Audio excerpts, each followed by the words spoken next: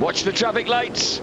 As soon as they go out, the action's on. Oh, Kageyama knows he needs a good start. Martin gets swallowed up a bit. Corsa knew he needed a good start. Both the Suzukis, Jack. And both Suzukis, I think, at the front. The Suzuki's bowling to the front, but there's a Yamaha coming around the outside. I think that might be Andrew Pitt. It's Pitt. And Pitt was getting scorching starts in Qatar in the first round, and he's done it again. But it's Corsa who's made the jump ahead of Pitt. One of the FP1s is there in 4th place, and the other one is only 3 or 4 places behind. And Stalker might have produced the start he needed on the custard yellow PSG1 Kawasaki as well. Yeah, no mistake in that. And as they go through the southern loop, Corsa, who said that he could win one of these races but didn't, strange enough, say he would win both of them. Kageyama goes underneath Pitt and forced wide. I think Steve Martin might be the further back FP1. I think the flyweight McCoy might have got a good start. Corsa with Pitt now getting challenged by the FP1. We didn't think we'd see this round here, but this track strangely seems to suit them. Norik Arbe's made a fantastic start from the 4th row of the grid. And Stalker's in there in 12th place, right behind the other Kawasaki of Giovanni Busset. Over Lukey Heights.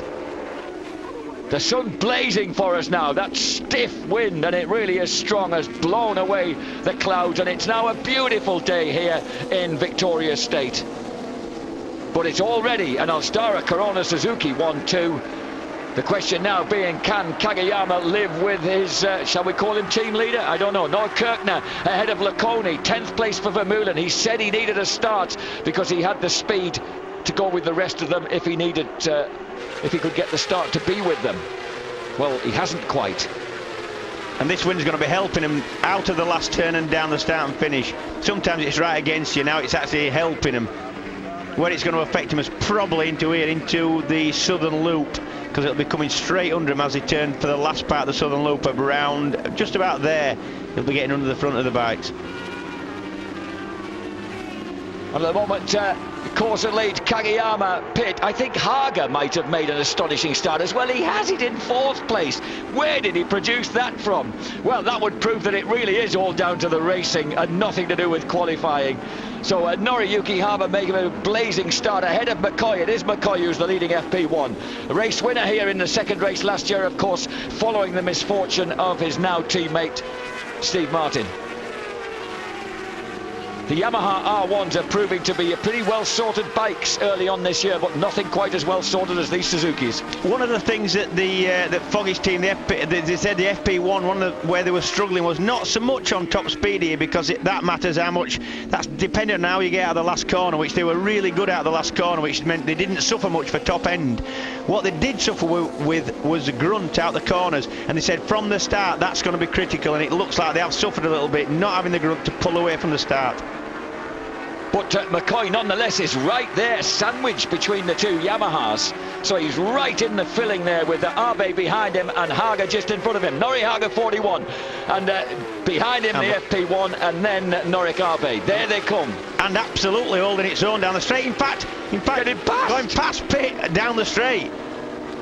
Well, it was only the speed that Steve Martin set on the first day was only really a walking pace slower than a new record set by Regis Laconi's Xerox Ducati. Laconi has reset the target yesterday, James, 199 miles per hour down the half-mile home straight. In actual fact, it's not Pitt, it's Haga and Abe that McCoy is tussling with at the minute. Number 41 and number 3. Pitt is further ahead. Yep. Pitt is, and there goes Norik Abe underneath 2 of them at once. Yep. And emerges ahead of Nori Haga.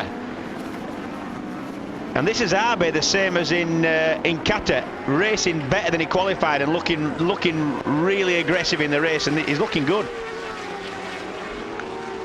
So, Nori Haga saying, just a minute, I can't let this happen, not yet. And just behind them is Carl Muggeridge. He has been the faster of the Winston Tenkate Hondas, ahead of that man, his teammate Chris Vermeulen, pretty much all weekend. And the first time he'd actually had the track to himself in a Superpole, he said he really enjoyed it. A qualifying tyre, an empty Phillip Island track. He felt very relaxed and he looked it. Looking downfield in 15th place, we've got the defending champion James Toseland. Fastest lap now to Troy Corsa, 1:34.9. Already setting a hot pace for his pursuers. But look at this gang that's battling over 4th place. And right now, Hagen loses out to Abe down the straight. And coming right underneath all of them is Carl Muggeridge. Yep. Muggeridge on the CBR 1000 drafts his way past 3. And that's a brave move as well. That's such a fast corner. Once fell off there, and you don't realise how quick you're going. Such a quick corner is turn 1. So that's already out of date because Muggeridge is now 4th. Neukirchner not making the best of his starting position, nor too Steve Martin. And Alfonsi has got himself well up ahead of Walker, Busai and Tosland. And here's the rest of the battle going on. So we've now got Honda versus 2 Yamahas with Regis Laconi very bravely hanging in there with the Xerox Ducati. He's nailed Gary McCoy. Laconi, of course, won the first race here, was leading the second one when he crashed at the MG hairpin. And Steve Martin's not been left behind. He's catching up on this group. I know it's a big group, but he is actually sneaking up on them. Remarkable. And no wonder Carl's just bouncing with delight, isn't he? Yeah, racing's so much fun when it's like this. It really is. And Regis Laconi set his fastest lap on that last lap. He's getting himself right in amongst that bunch. But at the front, it's only Kageyama at the moment who's able to live with former double race winner 6 years ago, Troy Corser, when he was on Ducati. And even then, it doesn't look like he can do much about the fact that Corser's able to go maybe 2/10 quicker a lap. Corser 135.24, Kageyama 135.53. Pitt 135.93. You're right, Corser's got the edge at the moment in race 1.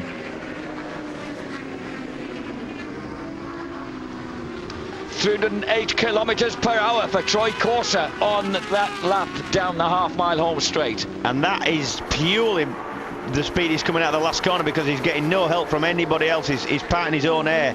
Kageyama, even that far behind, will still feel a little bit of benefit from his slipstream. Look at number 55, Regis Laconi. What a spirited performance. He said that he reckoned that they'd got the race set up to do something about the 4-cylinder machines, and they'd certainly got the outright speed. So the determined Frenchman, runner-up in the championship last year in that dramatic finale at Magny-Cours, putting on a great show on that 1000 win and charging underneath Muggers. And that, Jack, is an almost impossible place to pass. That is a brave move, is that? He loves it round here. Laconi says it's just a wicked track. This is a classic shot of Oberluki. That's lovely, that, just with the trees in the background.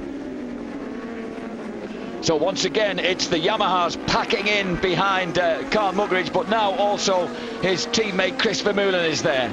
So Muggers, the reigning World Supersports champion, and his predecessor and his teammate. Look at Vermeulen right on the limit of adhesion as he goes through that last turn. Chris Vermeulen, of course, won his first ever World Supersports race here and was the top scorer with 2 second places for Ten Kate Honda 12 months ago. Troy Corser dominant at the front at the moment. Laconi the fastest man down the straight on that lap. Alstara Corona Suzuki 1-2. 3rd place for the Italia team R1 of Andrew Pitt. And again, as they break hard into the Honda hairpin, Yukio Kageyama, the 30-year-old former British Superbike contender. And apart from, looking at the screen, apart from Kageyama, there's nobody getting with him 1 second of what Corser's consistently doing every single lap. Not within a second of him.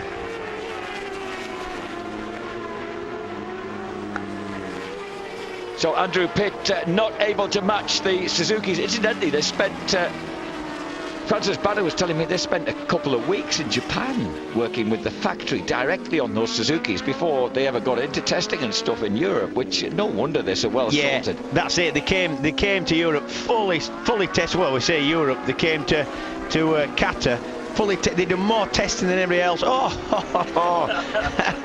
Thank you, Andrew. Yep. Yeah, they were very well sorted from the very outset, and both the riders have been happy with the bikes all this weekend. Look at Laconi, he's now through to 5th place, and he's brought Norik Abe with him. No, 4th, I think that, Jack. Sorry, 4th place, and he's brought Norik Abe with him, and Abe's going up the inside of the... but look at the sheer brute speed of that Xerox Ducati, it's kept him there. 4, 5 and 6.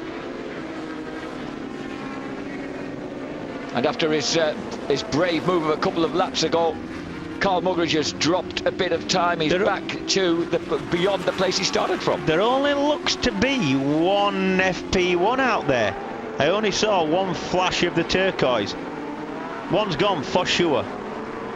And it's McCoy. And Gary McCoy's gone because Martin's in 10th place on that lap. Steve Martin in 10th place behind Norrie Haga, who's suddenly fallen right back in this squabble. There's Norrie Haga behind Muggers. And I think he might even behind Neukirchner's making a move now. Number 76, Max Neukirchner, the 21-year-old from Saxony, who Klaus Klaffenbach, the former world sidecar champ, planted into World Superbikes this year after a quick year in World Supersport. And look at this guy, Chris Vermeulen. Vermeulen said he had the speed if he could make the start, James. Yeah, he did. But Neukirchner's been the impressive one for me. 21 years old and just runs strong at Qatar and here all the way through practice and front row at 21. That's good in only your second World Superbike outing.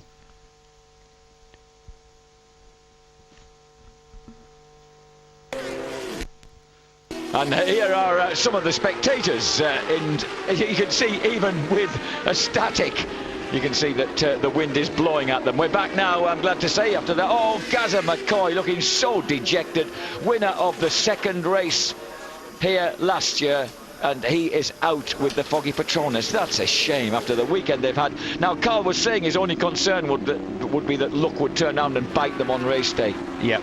After such a great weekend so far. At the front, this is the second place man, Yukio Kageyama, still keeping, shall we say, honest. Troy Corser ahead. Yukio Kageyama, he is sliding this bike around. He's trying so hard and still able to do nothing about Corser. Corser still, nearly the same time that last lap. In fact, Kageyama lapped slightly quicker, and they're into 36s now. In fact, the fastest that lap was Vermeulen on a 36. Oh, Yukio, that was a big moment coming over the top of Lukey Heights. Please don't do that too often, mate. Yeah, the problem there, Jack, is it's quite a sort of severe crest in a hill, and as you drop over the top, if you just got the power on, you haven't got as much. The tyre doesn't. He's trying so hard and getting nowhere. I'm not sure that tyre's not seen its best. But over the top of Lukey Heights, as the bike goes light, obviously you lose a lot of grip, and that's what happened there. At least two of the riders have talked about the length of time these tyres are going to last in this race, James, and saying there's a lot is going to happen later on in the race as the tyres sort themselves out. Yeah, traditionally this has been one of the hardest circuits on tyres. There's some circuits are and some aren't, and on the Superbike calendar this is one of the hardest. I remember Michelin's having a lot of trouble here with delamination, tyres actually falling apart. Killy had that happen at the end of the 90s. He had a massive lump come out in the closing. I remember Foggy also, Corser, having a lot of trouble with the Michelins, and they got it sorted. But what I'm saying is it actually is one of the circuits that it's quite hard on tyres. Chris Vermeulen on the case, but Norrie Haga going with him, and Max Neukirchner is in there as well, bike number 76, and all three of them now seem to have got the better of the rugged Laconi, number 55, Xerox Ducati. Yeah, he sort of came and went. He battled his way to the front looking really impressive, and then has been swallowed up again, able to do nothing with it. And the same with Haga. Haga-san's gone back a little bit. And look at the wind in those flags. And this is Chris Vermeulen, still there in fourth place, holding off Norrie Haga and Max Neukirchner. And then Laconi, Haga, Muggeridge back into 9th place. Steve Martin still there in 10th, ahead of Stalker, who's closed the gap on him a little bit. Sebastian Jambert enters the points on the second of the Pony Yamaha France R1s. And I do believe that group battling for fourth is actually catching Andrew Pitt now. He's right in the sights. Now that happened to Pitty in the second race at Qatar. He had a terrific start, and then he just got gradually sucked back into the pack. His last lap was 1:36.6, and you're right, they're lapping about half a second quicker. The drop down to the MG hairpin. This is race leader Troy Gordon Corser. And of course, if he were to win this race with Kageyama in second place, he would go back to the top of the World Superbike Championship standings by 1 point. Oh, this is a turnaround, isn't it? Having a battle between teammates not on Ducatis. It's a fair while since that's happened. Lap 12, position second. Minus 3.5 plus 3.5, and this is Andrew Pitt. And let's check the lap times this time. Corsa 135.5, Kageyama 135.7, Kageyama 136.6. So his deficit now 4.46 seconds. And he was a tenth quicker than Pitt, but Vermeulen is lapping almost as quick as Troy Corsa. He's done a 136.0 on that lap, and he really is hauling back in his predecessor as World Supersport champion, Andrew Pitt. He is. He's a lot quicker than Kageyama and Pitt by about, well over half a second on both of them. Well, he reckoned he had that. Oh, look at the man! Brought up on oil-slicked dirt tracks, of course. Chris Vermeulen, Australian wonder boy there with the yellow helmet. He's now not only in fourth place, but closing the gap radically on Andrew Pitt in third. Be interested to see what Pitt can do with this group when they catch him. It is difficult to sit on your own. When you know a group's right behind you, it's quite easy to slip back into their clutches, and sometimes when you do get into the pack, then you're able to race with them no problem. James Toseland at the moment is now been squeezed back to 16th place. He's behind Lorenzo Lanzi, number 57 on the Karachi Ducati. So the defending world champion had taking a real buffeting in the wind. It's not. Oh, Andrew Pitt looked as if he almost folded the front end then coming through turn 11. Yeah, and about half distance, Jack. 25 seconds down from the reigning world champion on, you know, arguably one of the best bikes in the race. It's not good enough, I've got to say.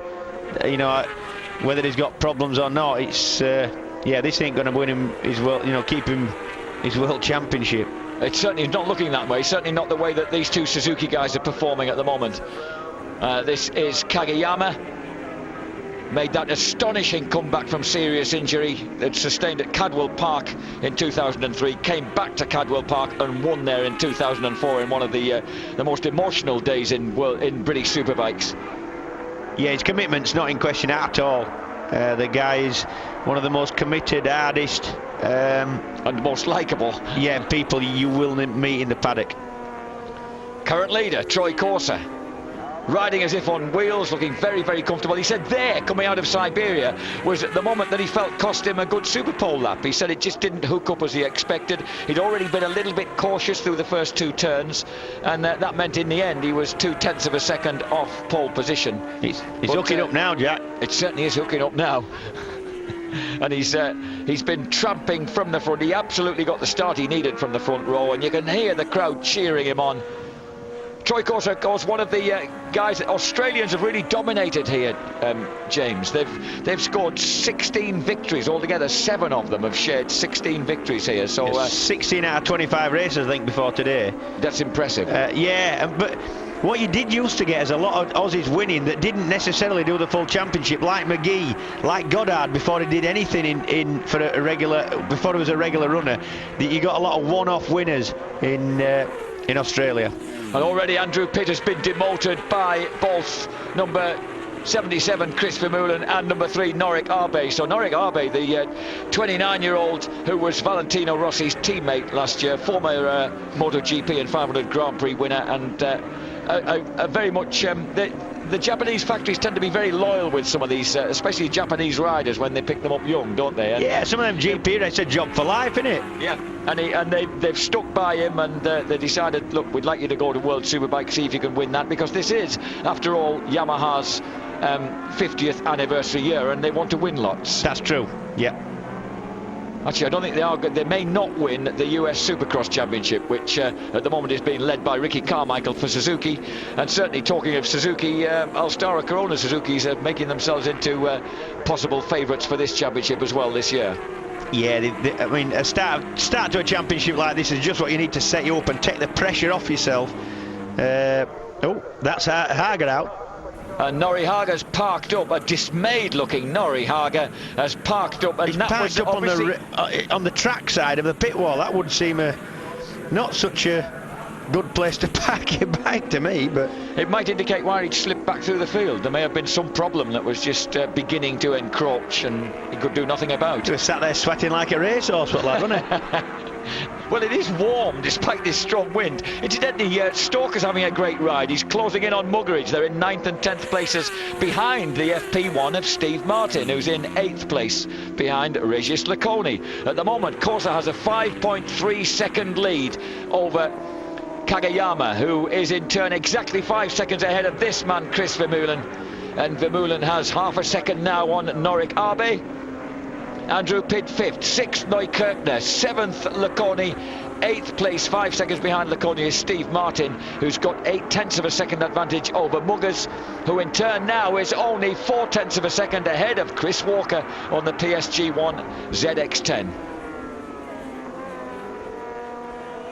Giovanni Busset makes it Kawasaki's 10th and 11th ahead of Jambert Sanchini on the 3rd Kawasaki, Lorenzo Lanzi and James Toland back into 15th place and into the points. Ben Bostrom in 18th place.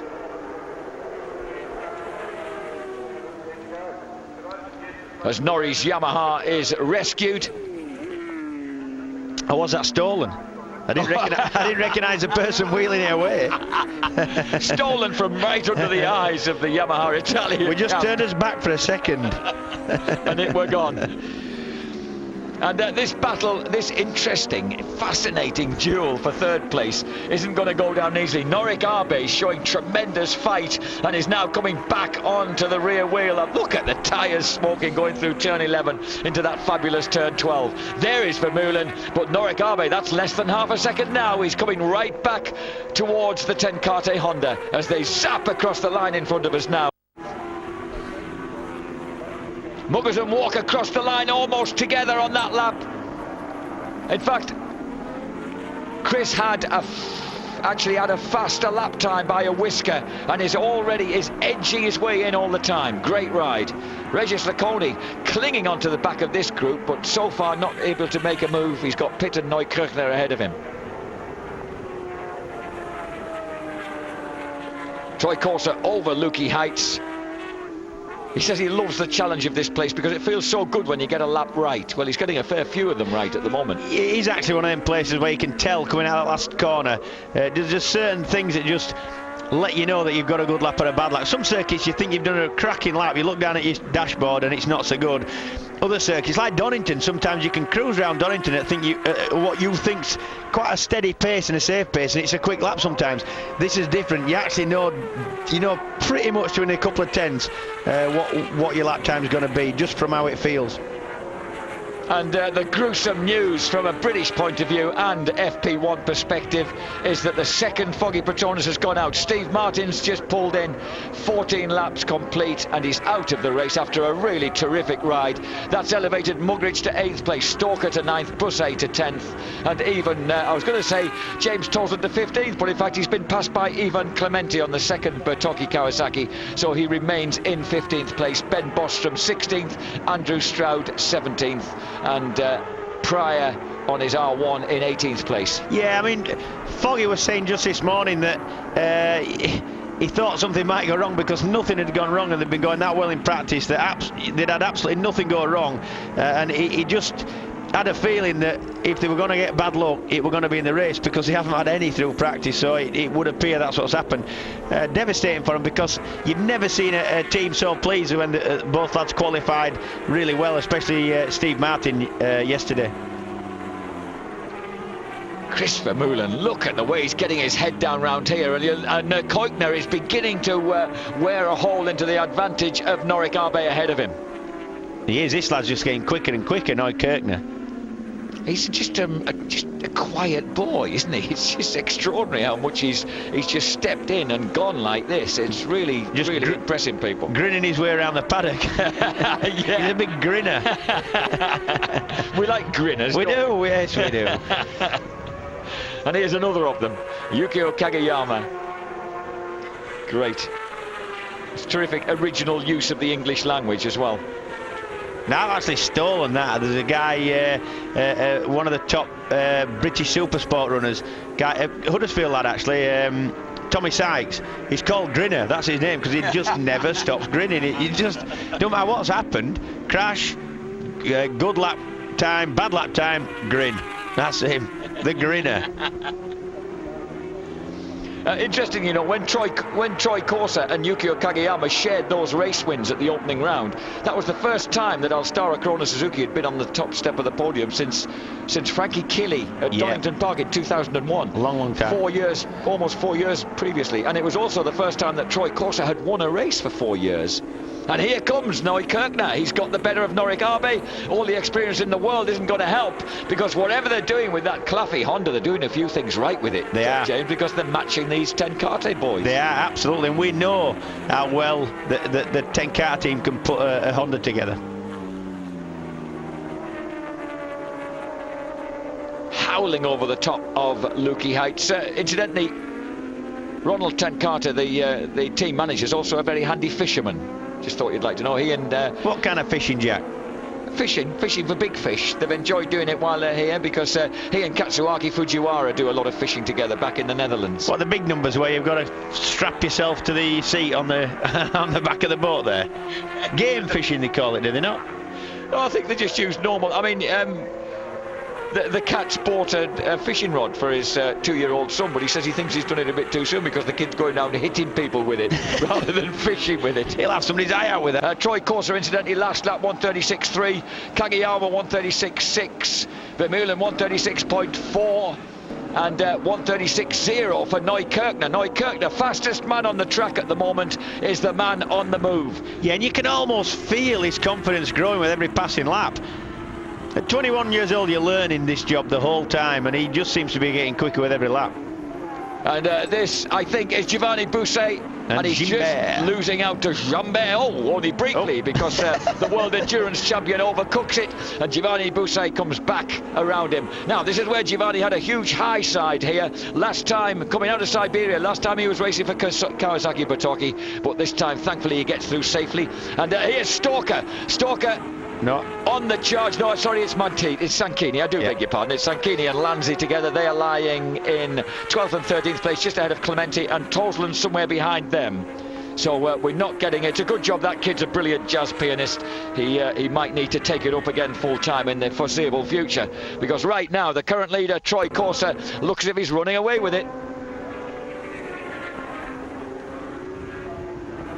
Troy Corser is in the lead, and sorry, you're apparently having quite a lot of problems with the feed back home in the UK. We keep blacking out on pictures, but we can see everything in the blazing sunshine all right from where we are. Corser, Kageyama, Vermeulen, Neukirchner, Abe and Pitt. Tell you what, Andrew Pitt, he's hanging in there, whether he's feeling second hand or not. Yeah, that's what I say. Once you get somebody to race with, it's a lot easier to keep your pace. Some riders, like Corser, likes to be on his own. He likes to see that lap time difference growing. He likes to know he's got a lead, and that's what gets him going. But riders like Pitt, and myself a little bit, I like somebody to race with. That's at Miguel Pryor, number 17, being lapped by Troy Corser. Oh, Corser looks so good, doesn't he? He does. Just on that was the perfect drift across the top of Lukey Heights, named incidentally after Len Lukey, who actually bought this circuit. He won the Gold Star Award here, way back in about 1959, and decided to purchase the circuit in 1964. That would be BSA Gold Star, I would suggest. I think it probably was. And look at this, Vermeulen now really being tackled hard by Neukirchner. And Neukirchner's rear tyre looks in a lot better condition than Vermeulen's, a lot better.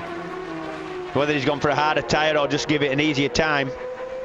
Here comes Neukirchner. Can he get the draft down the half-mile straight? No, I think the Tenkate Honda's got the legs on him, but Neukirchner is right there. 1999 International German 250cc Championship. He finished in 4th place at Brno. That was the first time he was really noticed, and then he finished 5th overall in 2001 and 2nd in 2002, 3rd in the European 250cc Championship of 2003, into World Supersports with the Claffey Honda team last year. And look at that, here he is. I think he's got a little bit more grip left than Mr. Vermeulen's got. He seems to be a lot stronger out the corners.